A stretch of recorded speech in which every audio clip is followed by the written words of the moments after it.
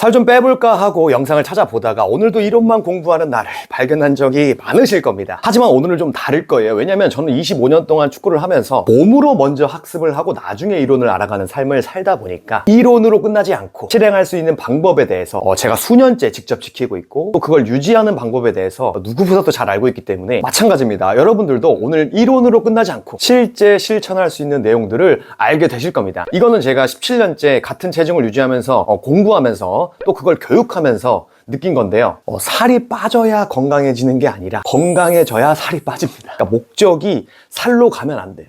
건강으로 가야 됩니다. 아니 프로 선수의 몸이랑 일반인의 몸이 같나요? 아니 다르겠죠. 뭐 근육량이나 대사 유연성이나 기초대사랑 다 다르겠죠. 하지만 그런 간단한 논리라고 한다면 은퇴하고 왜 대부분의 선수들이 살이 찌겠어요? 평생 그 몸을 쓰던 프로 선수도 방법이 잘못되면 살이 찌는 건 다 똑같다. 다 똑같다. 내가 다른 건 몰라도 남은 인생을 건강하게 살 거다 라고 한다면 뭐 살이든 일이든 뭐 육아든 알아서 잘 따라올 겁니다. 건강이 잘 지켜진다면. 그리고 참고로 말씀드리면 오늘은 저의 의견을 이야기하지 않겠습니다. 100% 검증된 내용, 제가 11년 동안 공부하고 있는 이분들의 실험과 연구와 주장을 알기 쉽게 설명을 해드릴 거예요. 자, 우리가 건강하게 살을 빼려면 우선 잠을 잘 자야 돼요. 뭐 잠을 잘 자야 살이 잘 빠진다. 이거 한 번쯤은 들어보셨을 겁니다. 그러니까 잠은요, 이거 뭐 살을 떠나서 우리의 그 인지 능력, 면역력, 기억력, 합승력, 한마디로 인간이 인간답게 살려면 우선 잠을 잘 자야 돼요. 잠을. 실제로 우리가 그 지방의 분해 관점으로 봐도 이 잠은요, 잠을 잘 때 그 부교감 신경 중심으로 활성화되면서 이와 작용을 하게 되는데, 자, 이 말이 좀 어렵다, 그죠? 하지만 개념은 쉽다. 자, 우리 몸은요, 자율신경계와 체성신경계, 크게 이 두 가지로 나눠지는데, 우리가 팔, 다리, 우리 의도가 닿을 수 있잖아요. 내가 팔 움직이고 싶은 거, 이거를 뭐라고 해요? 체성신경계라고, 체성신경계. 그리고 우리가 조절할 수 없는 심장이나 간, 신장, 소장, 대장 이런 거, 우리가 의식이 닿을 수 없잖아요. 그죠? 내가 이거 마음대로 할 수가 없잖아. 알아서 움직이니까 자율신경계다. 자, 너무 쉬우니까 우리 조금만 더 들어가 볼까요? 근데 이 자율신경계도 이제 두 가지로 나눠지는데, 하나가 교감신경, 하나가 부교감신경. 자, 드디어 나왔네요. 부교감신경. 근데 이거 뭔 소리냐? 교감신경 각성, 부교감신경 휴식. 이렇게 간단하게 개념 정리를 해도 무방합니다. 물론 더 복잡하겠죠. 하지만 오늘도 이론만 공부하는 나로 끝나지 않으려면 이론은 이 정도로 관소화해도 충분하다. 그리고 이 두 친구가 균형을 이루면서 우리가 생명활동을 이어가는 겁니다. 예를 들어서 낮이다 라고 한다면 이 교감신경계가 활성화되면서 우리 몸에 필요한 각성 물질들을 분비시키겠죠. 뭐가 있을까요? 대표적으로 뭐 부신에서 분비되는 뭐 코르티솔이나 뭐 노르아드레날린, 아드레날린 같은 스트레스 호르몬이 있겠죠. 그리고 이제 낮이 지나서 밤이 되면 이 부교감신경이 활성화되면서 몸이 휴식에 유리하게끔, 회복에 유리하게끔 설계를 합니다. 우리 몸이 변해요. 이거 다 알아서 움직이는 거예요. 내 의도가 닿을 수 없어요. 갑자기 내가 부신에다가 스트레스 호르몬 분비시켜, 이거 안 돼요. 근데 이게 왜 중요해요? 우리가 잠을 잘 자야 성장 호르몬 잘 분비되고 인슐린 저항성 낮아지고 렙틴, 그렐린 균형을 맞출 수 있는 최소한의 배경이니까. 근데 만약에 반대로 못 자면 어떻게 해야 돼요? 이거 다 안 되지. 이게 안 되는데 살이 어떻게 빠져? 잠을 못 자는데. 이거 살이 어떻게 빠져? 인슐린 저항성 있고 렙틴, 그렐린 호르몬 조절 안 되고 이거 성장 호르몬 이거 되는데 이거 어떻게 돼? 아닌데요. 며칠 굶어서 2, 3kg 빠지던데요. 그건 수분이겠죠. 다는 아니겠지만 대부분 수분이다. 우리가 살을 뺀다고 단기간에 칼로리 제한을 하면 우리 몸은 몸에 있는 글리코겐을 먼저 쓰겠죠. 당연하죠. 포도당에서 떨어졌으니까. 근데 우리 몸에 있는 글리코겐 1g에 물 3, 4g이 같이 묶어져 있기 때문에 글리코겐이 비워지면서 물이 확 퍼져요. 빠져요. 물도 같이 빠져요. 그거 다시 물 먹고 음식 먹으면 체중 또 올라가요. 우리는 수분이 아니라 지방을 빼야죠. 지방을. 그러려면 지방을 가장 잘 태우는 이 친구들이 나올 수 있게 해야 된다. 그 첫 번째 가장 배경이 되는 게 뭐다? 수면이다. 수면. 물론 이제 수면은 지방 분해뿐만 아니라 인지력, 학습력, 기억력, 면역력 이거 다 연관이 돼요. 잠 잘 자면 이거 다 좋아져요. 정말 재밌는 연구 많지만 그건 다음에 이야기하기로 하고 우리는 지금 수면과 지방 분해의 관점에서 지금 이야기하고 있으니까 쉽게 얘기해서 잠 잘 자면 건강해져요. 건강해지면 살 알아서 잘 빠져요. 우린 이렇게 가야 된다. 야, 알겠는데 나는 잠 잘 자려고 하면 오히려 더 안 자지던데 자야지 하면은 당연하죠. 수면은 우리 의도가 닿을 수 없어요.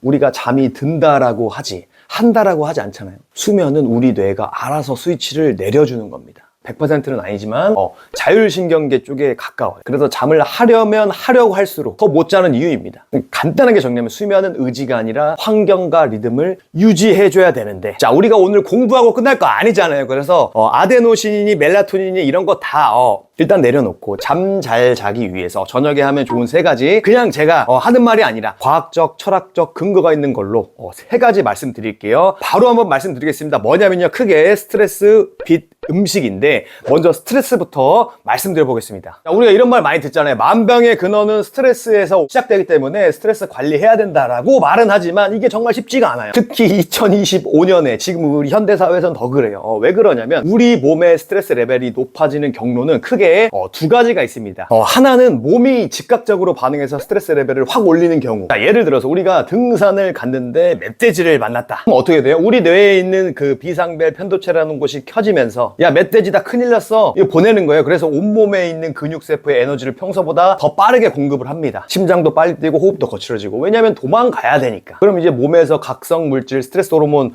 코르티솔, 노르아드레날린 같은 게 또 엄청나게 분비가 되겠죠. 당연하지. 그것들이 우리를 각성시키고 에너지를 내주니까. 근데 여기서 재밌는 건 뭐냐면 한 연구에 따르면 직장인이 직장 상사를 보거나 아니면 그 중요한 발표를 앞둔 상황, 그러니까 쉽게 얘기해서 내가 평가를 받아야 되는 상황에서도 멧돼지를 만난 거와 똑같은 생물학적 반응이 우리 몸에서 일어난다고 하는 연구가 있어요. 내가 그때는 아무리 나는 괜찮아, 별일 아니야 라고 해도 몸은 이미 위험 신호로 받아들여서 체내 스트레스 레벨을 엄청나게 올립니다. 거기서 끝나지 않고 이성적 사고 판단을 하는 전두엽 기능을 떨어뜨리겠죠. 그래서 우리가 긴장을 하면 아무 생각도 안 나고 몸이 이렇게 굳는 그런 현상이죠. 이렇게 몸이 반응할 때도 있고요. 반대로 생각을 함으로써 몸이 반응하는 경우도 있어요. 대표적으로 PTSD가 있겠죠. 외상후 스트레스. 내가 그 생각만 하면 정말 내가 치가 떨려 까 이거예요. 생각만 하면 심박수 빨라지고 호흡 가빠지고 스트레스 호르몬 분비되고, 이게 더 심해지면 이제 공황으로 발전하는 거. 그러니까 어떻게 보면 이거랑은요, 제가 분리를 해놨지만 엄청나게 연관성이 있다. 어떻게 보면 한 덩어리다. 어떻게 보면 한 덩어리가 아니라 그냥 한 덩어리다. 그리고 이러한 변화를 각성시키는, 담당하는 대부분이 누구예요? 교감신경계더라. 이 과도한 교감신경계 활성화. 현대인들은 대부분 다 과활성화 되어 있어요. 실제로 PTSD 환자가 트라우마 상태를 떠올리면 혈압이나 심박수, 피부 전도 등이 올라간다는 연구는 정말 많습니다. 이거는 그냥 너무 많아요. 자, 제가 이 이야기를 왜 하냐면요, 자, 우리는 몸을 통해서만 스트레스라는 걸 느낄 수가 있어요. 짜증, 분노, 두려움, 답답함, 뭐로 느껴요? 우리의 느낌으로. 내가 그걸 느낀다고 표현하잖아요. 근데 느낌은 무슨 문제예요? 맞아요, 몸의 문제예요. 그래서 체내 스트레스 레벨이 너무 높은 거야. 그래서 우리는 이거를 무엇으로 관리하고 있어요? 맞아요, 호남도 구독자분들은 운동으로 스트레스 레벨을 낮추고 있어요. 당연하죠. 우리가 해야 될 거는 스트레스를 받았을 때 입을 뒤집어 쓰고 짜증나지 말아야지, 화나지 말아야지 주문을 외우는 게 아니라 그 체내 스트레스 레벨을 낮추는 것이 본질적인 해결책이니까. 그래서 제가 여러 영상에서 세포 건강에 도움되는 운동에 대해 이야기 드리는 거고, 운동 퍼포먼스 말고, 운동 퍼포먼스는 축구 선수분들을 위해 따로 영상이 있지만 일반인분들을 봤을 때, 그러니까 못 보신 분들은 존투 트레이닝 하는 방법과 휴식하는 방법은 이 영상을 참고하시면 도움이 될 겁니다. 근데 오늘은 두 번째 거, 이 생각을 함으로써 스트레스 레벨이 올라가는 거, 이거를 우리가 좀 더 깊이 있게 들어가 볼게요. 저는 개인적으로 이걸 바꾸는 게 굉장히 너무 힘들었고, 지금도 완전히 벗어났다 라고 할 수는 없어요. 그럼에도 제가 여러분들에게 자신 있게 말씀드릴 수 있는 건, 기본 전제만 잘 잡히면 충분히 내 몸이 건강해지는 정도는 가능하다. 이거를 정확하게 말씀드리고 싶어요. 실제로 저도 변했고, 많은 수강생분들이 변했고, 그리고 또 변하고 있어요. 아니, 그러면 네가 얘기하는 기본 전제, 그게 왜 중요한데? 자, 보세요. 자, 우리가 생각을 할 때, 우리가 의식을 하던 안 하던 기본 전제를 깔고 세상을 바라봅니다. 자, 이게 무슨 말이냐면, 예를 들어서 뇌전증이라는 질병이 있습니다. 갑자기 막 발작을 해요. 갑자기 막 발작을 하는 질병이에요. 그러다가 이제 발작 끝나면 통상처럼 이제 생활을 하는 거예요. 예전에는 그걸 이제 간질이라고 불렀는데, 그 간질이라는 단어가 사회적 인식이 너무 안 좋아서 최근에는 뇌전증이라는 질병으로 분류가 됐습니다. 그런데 인류에게 처음에 이 병이 나왔을 때 이유를 몰라. 근데 그 사람이 갑자기 막 발작을 해. 그래서 사람들이 그 사람 보고 처음에 뭐라 그랬냐면 마귀 들렸다 그랬어요. 귀신 들렸다. 전제가 뭐예요? 이유를 모르니까 저 사람 마귀 들렸어. 이걸 언제까지? 1909년 9월 2일 국제뇌전증 연맹 창립되기 전까지. 이 시기에 그거 발작이 아니라, 마귀 들린 게 아니라 단순히 신경계 질환이야. 이거 항경련제 처방하고 식단 바꾸면 돼. 이게 된 거예요. 인류 역사가 그렇게 긴데 불과 몇 년? 150년도 안 됐어요. 그 전에 어떻게 했어요? 막이 들렸다고 그랬어요. 막이 들렸다. 심지어 그 중세기 때는 뇌전증 환자를 화형을 시켰습니다. 불태워 죽였다고. 당연하죠. 그 사람들한테 당연하지. 막이 들린 사람을 죽여야지. 나머지 마을 사람들이 제대로 살아야 되니까. 근데 여러분 보세요. 이게 중세시대의 얘기가 아니라 요즘에 뇌전증 환자를 화형시킨다고 해볼까요? 그게 정상이에요. 그냥 아마 폭동이 일어날 겁니다. 폭동이. 뇌전증 환자가 발작을 하면 어떻게 해야 돼요? 화형시켜야 돼요? 아니죠. 병원 가서 약 처방 받아야죠. 순간적으로 신경세포의 그 전기 신호가 과도하게 활성화되면서 발작을 일으킨 거니까 신경 신호가 좀 안정적으로 갈 수 있게 약을 처방받고 식단도 조절을 해야죠. 왜? 막이 들린 게 아니라 생물학적 반응이니까. 그러니까 기본 전제가 이렇게 중요하다. 기본 전제에서 기본적인 사상이 나오고 우리의 행동이 이어지니까. 근데 여기서 문제는 뭐냐면요. 저 포함이에요. 이거는 우리 현대인들이 가지고 있는 이 기본 전제가 스트레스를 안 받을 수 없게끔 설계되어 있어요. 왜? 우리 모두는 의무교육을 받았고, 의무교육은 기본적으로 기계론적 세계관에 입각한 내용을 학습시킵니다. 뭐? 기계론적 세계관? 나 나갈란다! 근데요, 여기서 나가면 아까 그 화형당하는 사람처럼 될 수 있어요. 우리가 조금만 더 들어볼게요. 그러니까 기계론적 세계관이 뭐냐면 인간을 하나의 부품으로 보는 겁니다. 객관적인 우주가 있고 지구가 있고 한국이 있고 나만이 있고 내가 있고 너가 있고 똑같아요. 몸과 마음도 똑같아. 마음이란 건 따로 있고 몸은 따로 있어. 팔 따로 다리 따로 모인 게 내 몸이다. 어때요? 너무 당연한 것 같죠? 당연하게 느끼는 것만큼 우리가 기계론적 세계관에 살고 있다고 보시면 됩니다. 그게 만약에 사실이라고 한다면 우리가 배가 고프잖아요. 배불러야지 하고 생각하면 배가 불러야 됩니다. 왜? 내가 배고픔을 느꼈으니까. 생각을 했으니까. 생각은 생각이고 몸은 몸이잖아. 배고픈 건 생각이니까 배불러야지 하면 배가 불러야죠. 생각과 몸은 따로니까. 생각으로 해결해야지. 근데 이거 돼요? 안 되지. 왜 안 돼요? 우리가 느끼는 배부름은 소장에서 분비되는 GLP-1 호르몬이나 그 렙틴 호르몬의 반응이니까. 배고픔은 뭐예요? 위와 장에서 음식물이 없으면 보내는 그렐린 신호에 따른 느낌이 배고픔이잖아요. 근데 우리의 처방은 어떻게 돼요? 내가 배고픔을 못 참았다. 그럼 정신력 취급하는 거죠. 의지력 약한 사람 막 취급하는 거죠. 왜? 정신과 몸은 분리되어 있고 배고픔을 참는 건 정신의 문제니까. 근데 이게 배고픔만 그래요? 이거 어디서 많이 보지 않았어요? 중요한 순간에 혹은 수능 시험날 저는 시험을 안 봤지만 저 같은 경우에 중요한 경기를 할 때 중요한 경기다 보니까 긴장도 하고 때로는 자신감도 없고 하면 어떻게 돼요? 중요한 순간에 긴장을 하는 너는 정신력이 약해 빠졌어. 왜? 정신과 몸은 분리되어 있으니까. 우리의 의식을, 생각을, 마음을, 몸을 따로 분리해서 보기 때문에. 야, 호남아, 자신감을 가져. 자신감은 생각의 차이야. 생각의 문제야. 이거 뭔 소리예요? 야, 배고픈 거는 호남아 원래 정신력으로 되는 거야. 그럼 저는 그러죠. 그렇구나. 그렇게 배웠으니까. 그럼 나는 이제 배불러야지. 근데 어때요? 이상하게 나는 배가 안 불러. 그래서 물어보죠. 선생님, 저 배가 안 부른데요? 배가 안 불러? 너 그거 정신력이 약한 거야. 원래 배부른 거는 정신력 싸움이다. 뭔가 이상하죠, 그죠? 우리가 사는 세상이 지금 몇 년도죠? 2025년이죠, 그죠? 근데 우리가 가지고 있는 이 기본 전제, 이거 몇 년도 거예요? 기계론적 세상? 200년 전, 300년 전 거예요. 우리가 학교에서 배우는 의무교육의 근간은 근대 철학과 과학이 기반이에요. 자, 우리가 다 핸드폰 쓰고 있잖아요. 이거 핸드폰이라고 해볼게요. 내가 서울 살아. 근데 부산에 있는 내 친구의 안부를 물을 때 전화 한 통이면 되잖아요. 아니면 카톡을 보내거나. 근데 내가 뭐 하는 거예요? 말 타고 가는 거예요. 뭐 하려고? 그 안부 하나 묻기 위해서. 말 타고 간다고 막 2-3달 걸려서. 뭔가 이상하죠, 그죠? 아니, 네가 그러면은 감히 김호남 네가 근대 철학 기반이 되는 데카르트, 칸트, 뉴턴을 비난하는 거냐?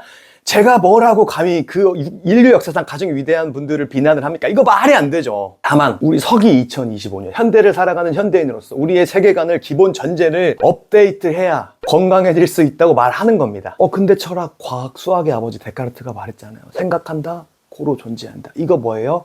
생각하기 때문에 존재한다는 거예요. 그런데 이 명제가 과학이 발전하고 하나하나 연구를 뜯어서 하다 보니까 생각하니까 존재한다가 아니야. 존재한다, 생각한다가 맞는 거야. 우리가 생각한다라고 하는 현상은 신경세포의 신호 전달에 의한 하나의 사건이니까. 그럼 그 신경세포는 생각의 덩어리냐고? 아니잖아요. 우리 몸이잖아요. 세포, 단백질, 지질, 수분들이 섞인 하나의 세포잖아. 그럼 이 세포 자체가 생각이냐? 그것도 아니죠. 어떤 특정한 생각을 관장하는 신경세포들의 신호 전달 자체가 우리의 생각이고 의식이고 기억이고 학습이죠. 이거를 누가 얘기했어요? 2000년에 노벨상 받으신 에릭 캔델 박사님이 그 민달팽이 가지고 실험해가지고 우리 기억이 어디에 저장되는지 과학적으로 밝혀내신 분이잖아요. 우리가 그 고전 물리학보다 훨씬 더 세상을 잘 설명해주는 상대성 이론 나온 지가 벌써 100년이 넘었고, 상대성 이론보다 더 발전된 양자 이론이 나온 지가 벌써 90년이 넘었는데 우리는 아직도 말을 타고 달리고 있잖아요. 부산으로 가고 있잖아요. 그러니까 몸이 아프죠. 살이 찌죠. 그죠? 야, 현대 물리학은 그 미립자 보는 거 아니야? 그건 미시세계 이야기잖아. 고전 물리학이 훨씬 더 우리의 눈에 보이는 거시세계를 잘 보여주잖아. 하지만 전혀 그렇지 않아요. 양자 이론이 훨씬 더 세상을 잘 설명해 줍니다. 여기서 제가 말씀드리는 잘은 있는 그대로를 얘기하는 거예요. 우리 뇌가 자의적으로 해석하는 그 왜곡된 세상 말고 최대한 왜곡되지 않는 세상 말하는 거예요. 그리고 심지어 우리 실생활에 되게 깊숙이 자리 잡고 있어요. 양자 이론이. 자, 뭐가 있어요? 우리가 정말 많이 쓰는 뭐예요? 스마트폰, 그 와이파이.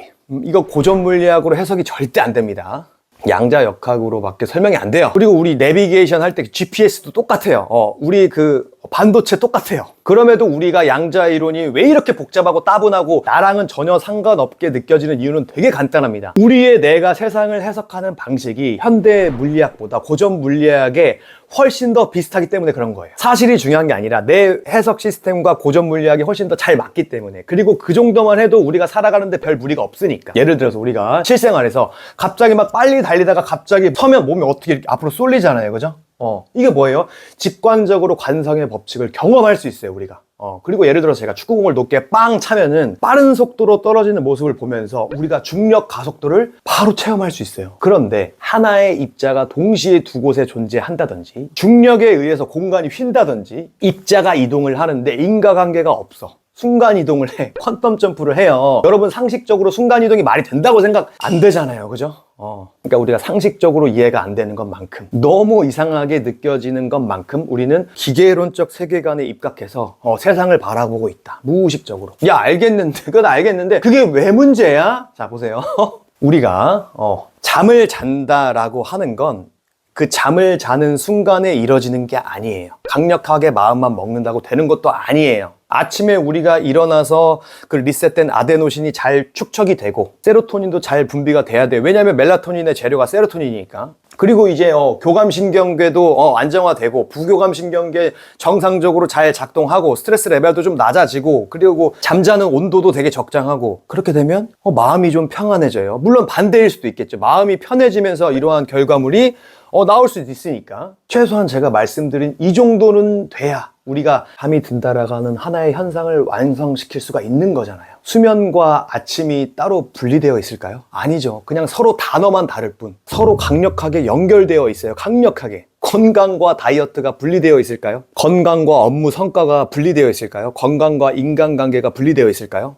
저는 아니라고 봅니다. 적어도 우리가 가장 신뢰하는 학문, 과학이 말해주는 건 이거 전혀 아니다라고 말하고 있는 거예요. 자, 오해하시면 안 됩니다. 자, 그렇다고 해서 양자역학이 이 세상을 완벽하게 해석하냐? 그렇지 않아요. 그럼에도 고전 물리학보다는 세상을 더 정확하게 보여준다. 이거는 팩트예요. 또 제가 여러분들 앞에서 뭐 고전 물리학이 어쩌고 현대 물리학이 어쩌고 하는데 너는 이거 다 알고 이야기하는 거니? 아니요. 완전히 다는 모르죠. 하지만 이 세상에 고전 물리학을, 현대 물리학을 수학적으로 완전히 이해하는 사람이 세상에 과연 몇 명이나 될까요? 카이스트에 있는 그 김대식 교수님 정도는 돼야 이해를 할 겁니다. 아니, 뭐가 더 중요해요? 우리는 우리 건강 지킬 수 있는 정도만 알면 돼요. 아니, 우리가 뭐 리차드 파인만 될 거 아니잖아요. 그죠? 아니, 그렇잖아. 우리는 내 건강, 우리 가족 건강 지킬 수 있는 정도만 알면 되고 실천하면 돼요. 우리 건강하려면 잠 잘 자야 되고, 그럼 살은 알아서 잘 빠질 거고, 잠 잘 자려면 스트레스 관리해야 되는데, 기계론적 세계관에 입각해서 삶을 바라보면, 세상을 바라보면 스트레스 관리 너무 힘들다. 왜? 스트레스는 내가 관리해야지 강력한 정신력으로 되는 게 아니니까. 우리 몸과 강력하게 연결되어 있으니까. 현대인들이 점점 그 불면증이 늘어나고, 특히 그 30, 40대 경제활동을 가장 활발하게 해야 되는 이분들의 절반이 비만으로 가고 있다라고 하는 기사들이 쏟아지는 게 어떻게 보면 저는 당연한 거라고 생각을 해요. 문명은 너무나 빠르게 발전을 했고, 그에 따른 우리의 생활 방식도, 일하는 형태도, 먹는 형태도 다 바뀌었는데 아직도 우리의 기본 전제는 200년, 300년 전에 멈춰 있으니까. 우리는 아직도 한국인은 밥심이다, 밥 안 먹으면 죽는 줄 알고, 잠 많이 자면 넌 게으른 사람, 부도덕한 사람 취급해버리고. 그게 누구였어요? 저였어요. 저의 모습이었어요. 누구한테? 제 자신한테. 만약에 혹시라도 예전에 저와 같은 분이 계신다고 한다면, 생각과 몸은 분리되어 있어. 그러니까 정신만 바짝 차리면 몸은 알아서 따라와. 그러니까 나는 정신 차려야 돼. 배불러져라, 잠들어라, 자신감을 가져라.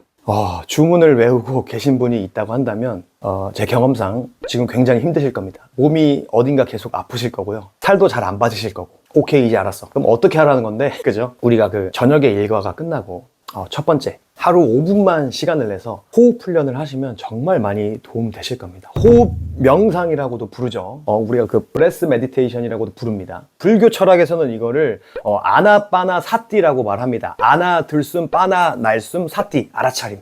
들숨, 날숨은 알아차린다 이거예요. 그러면서 내 호흡을 지속적으로 알아차림으로써 나의 주의, 나의 어텐션을 과거나 미래에 보내지 않고 현재에 머무르게 하는 것. 이 간단한 논리가 이 브레스 메디테이션의 본질입니다. 본질. 자, 왜냐면 보세요. 우리가 생각으로 인한 스트레스 레벨이 왜 올라요? 대부분 우리의 주의가 과거나 미래에 가 있어서 그래요. 그럼 과거에서 주로 뭐가 올까요? 맞아요. 분노와 후회가 대부분 옵니다.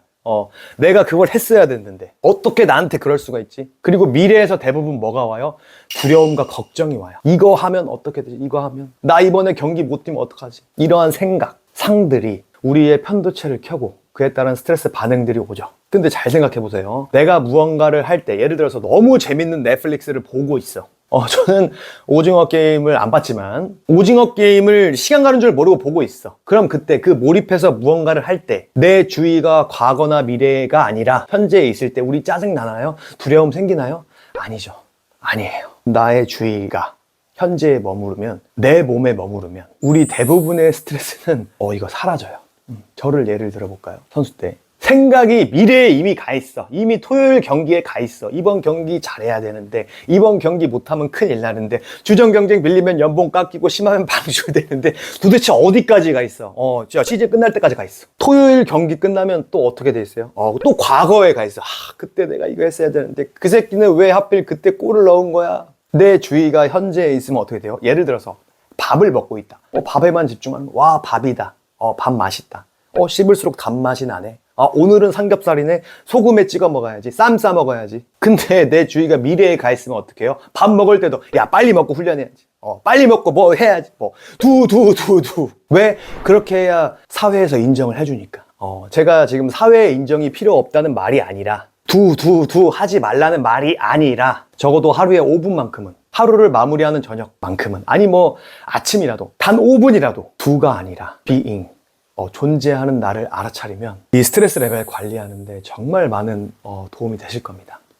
우리가 이제 명상이라고 하면 불교 철학이 떠오르면서 거부감이 드실 수 있는데 아니에요. 제가 말씀드리는 내용은요, 과학이 기반이 된 내용이고요. 과학적으로 메디테이션은 밝혀진 게 정말 맞습니다. 효능적인 측면에서 가장 쉬운 예로 세계에서 가장 생산성이 높아야 되는 미국의 그 실리콘밸리에서는 명상 센터가 이미 진짜 어마어마하게 많습니다. 특히 뭐 구글이나 아니 뭐 연구기관, 의료기관 적극적으로 그 명상을 권장하고 있어요. 이분들의 스트레스가 엄청나니까.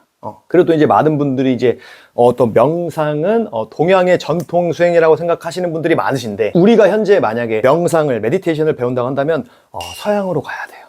메디테이션은 실제로 미국이나 유럽이 훨씬 더 발전되어 있습니다. 지금 현재는. 실제로 많은 연구에서 호흡 명상할 때 우리 뇌의 혈류가 전전두피를 중심으로 네트워크로 간다는 연구도 많고요. 스트레스 레벨 내려가는 연구는요 정말 수도 없이 많습니다. 그러니까 무엇보다 오늘 저희가 이야기하고 있는 그 세포 건강, 건강하면 살 빠진다, 이 개념 차원에서도 우리가 그 세포 건강의 핵심 지표 중 하나가 뭐죠? 생물학적 노화의 지표, 그 텔로미어죠, 그죠? 명상을 하면 이 텔로미어 길이가 유지되거나 오히려 길어진다라고 하는 걸 텔로미어 연구로 노벨상 받으신 엘리자베스 블랙번 박사님이 말씀하시는 겁니다.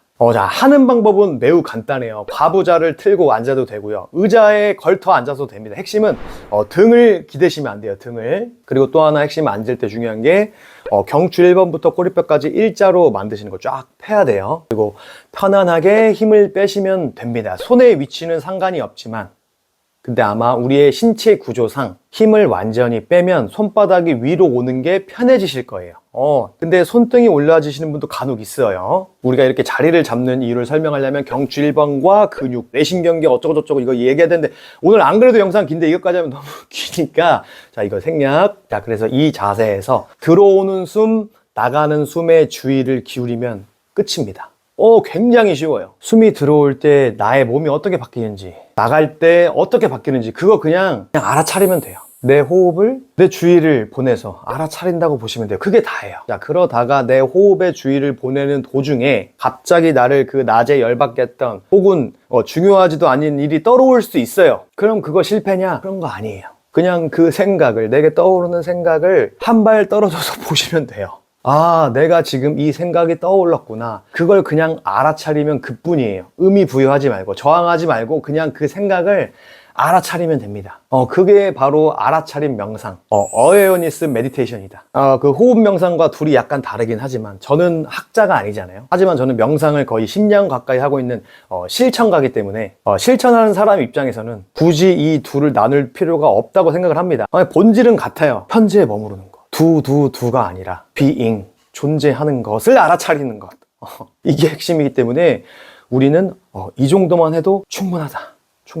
여러분들이 유튜브에 호흡 명상을 치시면 정말 많은 영상들이 나오지만 제가 그 중에서도 딱 2개만 추천드리면 저는 그 정목 스님과 김주환 교수님 이 2분 거 추천드립니다. 똑같은 호흡 명상이지만 그 명상을 가이드하는 스타일이 서로 좀 다르시거든요. 그래서 여러분도 서로 다르실 수 있잖아요. 그래서 여러분들의 맞는 가이드를 찾으셔서 하시면 좋을 것 같아요. 본질은 똑같아요. 우리가 궁극적으로는 스트레스 관리 이거를 통해서 숙면을 취할 수 있고 그에 따른 결과로 살도 알아서 빠지는 경험을 꼭 하셨으면 좋겠습니다. 물론 이것만 한다고 되진 않겠죠. 뭐 음식이나 운동, 수면 이런 것들이 다 연결되지만 하지만 오늘의 핵심 1번 스트레스 관리다. 그리고 오늘은 시간 관계상 스트레스 관리만 알려주고 있잖아요. 아데노신, 멜라토닌, 온도, 소음 이런 거 숙면 취할 수 있는 여러 가지 습관도 배울 수 있는 게 제가 하고 있는 습관 강의라고 보시면 돼요. 자, 그 다음에 숙면을 위해서 추천드리는 거 스트레스 관리 다음으로 뭐냐면 빛을 차단하는 건데 아까 저희가 처음 이야기했던 숙면에 도움을 주는 멜라토닌은 우리 뇌의 송과선에서 분비가 되는데 이 친구는 빛을 보고 낮인지 밤인지 판단을 합니다. 그럼 그 빛의 기준은 뭐예요? 블루라이트예요. 하지만 우리 그 현대가 사는 세상에서는 블루라이트가 점령을 하고 있죠. 가로등, TV, 핸드폰, 형광등 이거 다 블루라이트. 근데 이 빛도 굉장히 그 산업과 연관이 많겠죠. 낮에만 소비하는 것보다 밤에도 소비하는 것이 이 소비의 총량이 아예 다르잖아요. 그죠? 그렇기 때문에 이것도 산업과 굉장히 연관성이 있고 그 환경에서 우리를 지켜야 되기 때문에 저는 블루라이트 차단 안경을 씁니다. 이거는 제가 지금 쓰고 있는 총 3개인데요. 3개예요. 많죠? 2개는 블루라이트, 하나는 그린라이트. 그러면 이 둘의 차이는 뭔가요? 파장의 차이인데요. 파장 이야기하면 또 안 되니까 간단하게 블루라이트 차단 안경 쓰셔라. 비싼 거 사지 마시고요. 저는 조금 비싼 거를 쓰지만 한 4만 원에서 5만 원짜리도 있고요. 그것도 이제 좀 사기 좀 그렇다. 그런 다음에 이제 핸드폰이든 노트북이든 야간 모드로 하셔서 꼭 우리 송과선에 지금은 밤이야라는 걸 알려주시면 숙면에 도움 될 겁니다. 자, 그 다음에 음식인데 잠들기 전 3시간 전에 꼭 식사를 마무리하시는 걸 권장드려요. 근데 우리가 살다 보면 이거 안 될 때가 많잖아요. 변수가 많잖아요. 특히 애를 키우다 보면 이거를 꼭 5시간 전에 드시라는 분도 계시지만 이게 참 쉽지가 않아요. 살다 보면. 그럼에도 기준을 3시간으로 잡으시고 또 이거 못 지켰다고 막 스트레스 이거 받지 마시고 아니 못 먹으면 오늘은 좀 못 지켰네 하고 스스로에게 좀 너그러운 게 필요해요. 우리는 오늘은 정말 시간이 많이 걸렸지만 본질적인 이야기를 해봤습니다. 저는 그렇더라고요. 잠 잘 자야 된다, 스트레스 받지 말아야 된다 라고는 하지만 정작 그걸 관리하는 방법을 알려주는 사람은 저는 없었습니다. 그래서 저는 선수 때부터 11년째 공부를 하고 있는 거고 다행히 세상에는 우리의 몸을 올바르게 세팅할 수 있게 도와주는 감사한 분들이 많이 계세요. 제가 오늘 말씀드린 내용도 그분들이 평생 연구하셨기 때문에 알 수 있는 거고 우리가 실천할 수 있는 겁니다. 오늘 저희가 그 수면과 스트레스 이야기를 했지만 음식, 수면, 운동, 호흡 훈련으로 이어지는 이 핵심 4가지 습관이 잘 형성되지 않으면 장기적으로 봤을 때 정말 지키기가 쉽지 않아요. 우리 몸을 지키기가. 그 쉽지 않은 것을 함께 배우고 실천하고 있는 게 저와 많은 수강생분들이 하고 있는 올바른 몸 참바디 습관 프로그램이고요. 제대로 배우고 싶은 분이 있다고 한다면 아래 고정 댓글 클릭하셔서 올바른 몸 만드시면 됩니다. 자, 이렇게 상세 페이지에 오시면 커리큘럼을 볼 수 있어요. 보시면 굉장히 다양한 분야를 다루는 것 같지만 본질은 같습니다. 우리의 몸을 세팅하는 거예요. 무슨 기준으로? 과학과 철학을 기반으로, 또 저의 14년의 프로 경험으로 그렇게 해서 이론과 실전의 괴리감을 좁힌다고 보시면 되고요. 조금 이제 어려운 원리는 이해를 돕기 위한 사례로 운동선수의 사례를 든다고 보시면 그 점만 좀 참고해 주시면 될 것 같아요. 그리고 지금 현재 일반인 분들에게 조금 더 필요한, 운동선수와 일반인 분들이 음식 특히 많이 다르잖아요. 그래서 음식, 단식, 운동, 호흡 가이드 영상을 추가로 제작하고 있어요. 지금 현재 촬영일 기준 음식 강의 촬영이 끝났고 편집에 들어가 있습니다. 강의 듣고 열심히 실천하고 계시면 이거 추가로 계속 업데이트 될 겁니다. 그리고 하다가 막히는 부분이 있으면 어떻게 하면 돼요? 맞아요. 참바디 공식 채널에서 메시지를 보내주시면 제가 100% 다 답변을 해드립니다. 2, 3일 안에 다 해드려요. 야, 이분은 중년의 여성분인데 습관을 형성하는 과정에서 질문이 있으셔서 이렇게 연락을 주셨습니다. 개인 사정이 있기 때문에 모든 내용을 공개할 수는 없지만 이분의 상황과 그 환경에 맞게 피드를 드렸고, 이 중년의 여성분은 본인에게 맞는 올바른 습관을 쌓아가고 계십니다. 자, 이분은 저희 수강생분이 후기를 남겨주셨는데 50대 남성분이세요. 자, 후기를 보시면 단순히 축구선수가 아닌 내 인생을 좀 더 여유를 가지고 살 수 있는데 많은 깨달음을 줍니다. 제가 50살인데 다시 마음을 가다듬을 수 있는 수업이었습니다. 저는 이분의 글을 보면서 더 열심히 살아야겠다, 더 열심히 올바른 몸에 대해서 공부하고 실천해야겠다 라는 생각이 들더라고요. 이 그 50대 남성분, 정말 그 산전수전 공중전 다 겪으신 분에게 깨달음을 줄 수 있다는 건 정말 엄청난 일이라고 저는 생각을 하거든요. 누군가에게 깨달음을 주는 것만큼 이 가슴 벅찬 일이 있을까요? 그러니까 소크라테스가 스스로를 아는 것이 지혜의 시작이다 라고 했어요. 나의 여유는, 나의 마음은 생각이 아니라 몸에서 일어난다. 나의 몸을 알아가는 것이 곧 지혜의 시작이다. 스스로의 올바른 몸을 알아가면서 얻는 그 깨달음, 우리의 기본 전제. 그걸 알면 어떻게 돼요? 앞으로의 삶이 건강해지죠. 건강해지면 살 알아서 빠져요. 일은 알아서 잘 됩니다. 긴 시간 시청해주셔서 정말 감사드리고, 앞으로도 경험과 과학 그리고 철학이 살아있는 호남도 채널 될 수 있도록 최선을 다해 노력하겠습니다. 정말 감사합니다.